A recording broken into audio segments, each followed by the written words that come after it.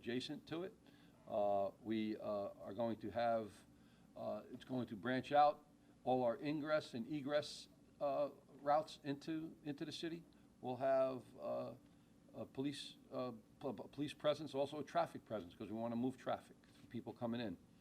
So I think that it's important that we're going to have plainclothes officers, at least 50 to 75 plainclothes officers from the Newark Police Division, the County Prosecutor's Office, and the FBI. Naturally, that big T word, terrorism, you know, we're also on alert and been talking to Special Agent Greg Erie, the FBI, as far as addressing that. So we're prepared with our partners. We're going to have our last meeting for the event with all the commanding officers after this press conference. And we go over every possible scenario that could occur, from a blackout to a fire to something major that could occur, or somebody trying to disrupt the event. So we are working with the arena security people. We're working with the security company that was hired by the production company that will be wanting people and will be securing and making sure that the people are secured. So, you know, this is a very tedious plan that we have to go through because there's only 15,000 that they're expecting. We've had a lot more, but again, I say that we're having all these stars at one time, which is going to create the people that want to come down, the observers that want to take a quick peek at some of these people. So I'm confident that the staff of the police division and our partners in law enforcement, we can't do it alone, that this will be successful, and you know, it'll be another positive thing for the city of Newark. Any questions? Your press release advises people to go to mass transit. Good point. NJ Transit has put out several advisories. They're detouring something like 5 different buses, and they've notified people that Port Authority, Penn Station, Secaucus Junction, the word they used was gridlock. Have you asked them to add extra trains? I mean, have you discussed this with them? Because it doesn't look like they're Yes. expecting the same kind of mess you are. Well, yes. So let me. Excuse me, before you answer, just take a step back because your jacket's rubbing against one of those microphones. Oh, okay. I'm not wearing a microphone. So let me say this, that that's one of the first things that we did during our first preparation meeting. We contacted New Jersey Transit. The business administrator has reached out. The mayor personally reached out. That we want to make sure that they have trains that are going to be available. We were told that the last train is about 11 o'clock that evening, and this event ends at 10:45. They assured the administration that there will be extra trains and they will go later. Okay, I think the detouring of, and it's listed here, the streets that are going to be closed. Mulberry Street's going to be closed from 8:30 in the morning. Market Street's going to be closed from 10 o'clock in the morning from Washington to Mulberry.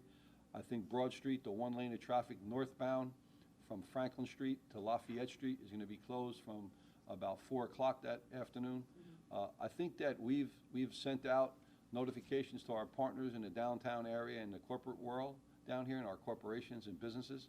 We've asked them to either work from home, stagger their hours, to do something, and we have some positive feedback. Our OEM been working with them. We have some positive feedback that a lot of people, our federal courts, our superior courts, City Hall, the mayor announced today that City Hall will be closed at 1 o'clock, and the people will be, you know, work in other capacities. So I think that it's a good. Another thing is the last week of the summer. A lot of people take vacation. So I think that, you know, if everyone says what they're going to do, that we should be, I don't think the gridlock will be that bad. But we're preparing. We're preparing for this like November 15th snowstorm. When, can I finish, Tony? I'm sorry.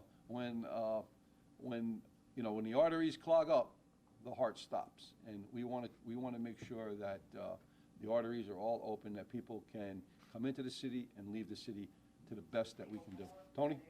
I was just wondering, what do you want to tell people that may want to come down and see the event? No backpacks, are you checking all that stuff, you know, they do for New Year's Eve in the city? Yes. And tell people don't bring stuff. There's definitely no backpacks, you know, no umbrellas, no types of, no backpacks allowed. The security company is going to be warning people. It's even closer. The police are also being alerted that there's no backpacks that will be allowed to be carried. The big thing to this is that the people that want to come to look at, to see if they can get a glimpse of some of these stars, that's what we have to control. You know, when they're coming in, where they're going to park. If they're coming in, they need to stay to the furthest west or the furthest south or north of this location and walk in to areas that will be open to them. Not everybody's going to be accessible to get a peek at the stars. But I think that these street closures, I think the partnership we had with New Jersey Transit Police, with notifying New Jersey Transit, I think that it should be seamless, I hope. And I pray that, you know, we can't control, we can only ask and recommend what we need from New Jersey Transit. Did they give you any indication of how many trains they were putting on and how late they would run? They just indicated that they would address the problem and they would add trains, and they would stay later than 11 o'clock. You know, I can't control that. I'm in charge of the public safety for the city, but, you know, my business administrator, Eric Pennington, did in fact forward me an email that he made contact. I also spoken to Mayor Baraka about this, and he's also talked either through the business administrator, and he also reassured me that New Jersey Transit would address this. The lane closures, no people, pedestrians will be allowed. So anticipating limousines and stars arrival, who will be allowed to use those lanes, or how will they get access to? I can't, you're right on target, but I really, because of the security plan, there's certain things I can't tell you, but there will be a lane for limousines. That lane will be utilized for limousines, not everyone. And the civilians that are in that area are not going to be able to get that close up to the limousines for security reasons. And that whole area, which you want to call it a buffer zone, or we're calling it a critical zone, we're going to limit a lot of pedestrian traffic because of the public safety, risk of public safety. The parking lots that are all around the Prudential Center, I see even on Sunday you're going to start shutting some of that down. Like, what's the plan there as far as all of that? Sunday night, there's actually I want to call it a rehearsal or a dry run of some with some magicians and some lighting. You know, some of the parking lots that are going to be affected, they have to have alternate ways for their egress and their ingress into it. That's been dealt with the police division and the proprietors of these parking lots.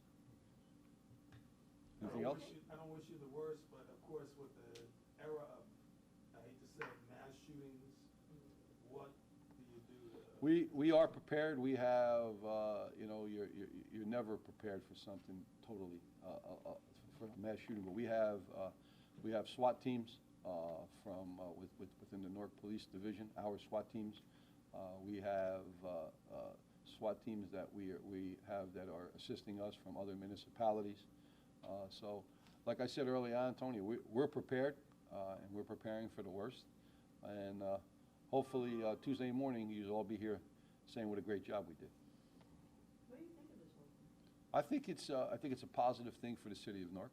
I think that when you look at the arena, the history of the arena, you know, that Newark was a major city. It's the third oldest city that we didn't have an arena, and that an arena was built here. And some of the events that occur at that arena that bring people into the city our businesses, our restaurant areas. So I think it gives people a different perspective that never been to Newark, but only read about Newark or heard something negative about Newark. So I think it's a positive thing for Newark. And I think that that evening, that's why it's important that all eyes are going to be on Newark, because of the event is here. As far as the scale of the event, is this the biggest thing you guys ever undertaken, or? Not at all. The biggest that I can remember, 1995, we had the Pope come, and we had President Clinton come to the cathedral, later named the Basilica, and that was monumental. We've had Whitney Houston's funeral. We've had the Super Bowl, the media party prior to the Super Bowl at the arena. That was a lot more people. So there was, we've had bigger events. I think, as I indicated, what's making this a little different is because it's on a day, weekday, and plus the attraction of other people coming here to try to get a glimpse of some of these stars. That's what we're concerned about, the amount of people that are going to try to come in to see. Are all local hospitals under alert? Everybody. Hospitals are under, EMS is going to be, Deputy Chief reminded me before we came in, EMS is going to be part of our command post. We have our utility company is going to be part of our command post. We're preparing like it's a full-blown snowstorm or disaster. So we'll be prepared and ready, and hopefully it'll be seamless, and it'll be a very productive night, and it'll be another positive thing for the city of Newark. Do you have even a ballpark figure for how many people might end up in that area? I can tell you that law enforcement personnel, we have anywhere from 3 to 375 officers that will be working this. That's with our partners. That's with our own department. That's how many. But as far as people, we know that there's anywhere between 14 and 15,000 that are coming to the actual event inside the arena. We're planning for anywhere from 5,000 to 7,500 spectators that may want to come down here to be nosy. And then we also have to look at, after the event, the after parties. Mars is having a party, we know, and then we have to look at our restaurant district, that people, when they're done, they're going to be hungry and thirsty, and hopefully they're going to go spend some money down the Ironbound, so we're prepared down there also. So they'll be staying open later, because typically those restaurants will be shut down. Well, they can't stay later than 2 a.m. because of the ABC, so they'll be open till 2 a.m. Thank you. Dr. Ambrose, Yes. before you go, do you have a favorite for music artist of the year? Do you even know any of the artists? The music artists I know, they're either dead or they got no hair like me, so. Nah, not really. I'll be there, though. I'll be out there, though, riding around with the Chief of Police and with Deputy Chief Gonzalez and Captain O'Hara, who we have, and our Deputy Chief that oversees operation happened to take vacation. He's here. He starts Monday. I wonder if he planned this. But we've been planning, the Operations Bureau, the Chief's office, they've been planning for this, dealing with all the partners and stakeholders in this. So again, it's all eyes will be on the city, all eyes because of this event, and we're going to do the best we can, like we always do. I have faith in the police division. I have faith in our partners that we work hand in hand, and I think that this will go over seamless. Thank you. If this goes seamlessly like you think, do you think this will mean bigger events in Newark? Maybe I get that job in Philadelphia then.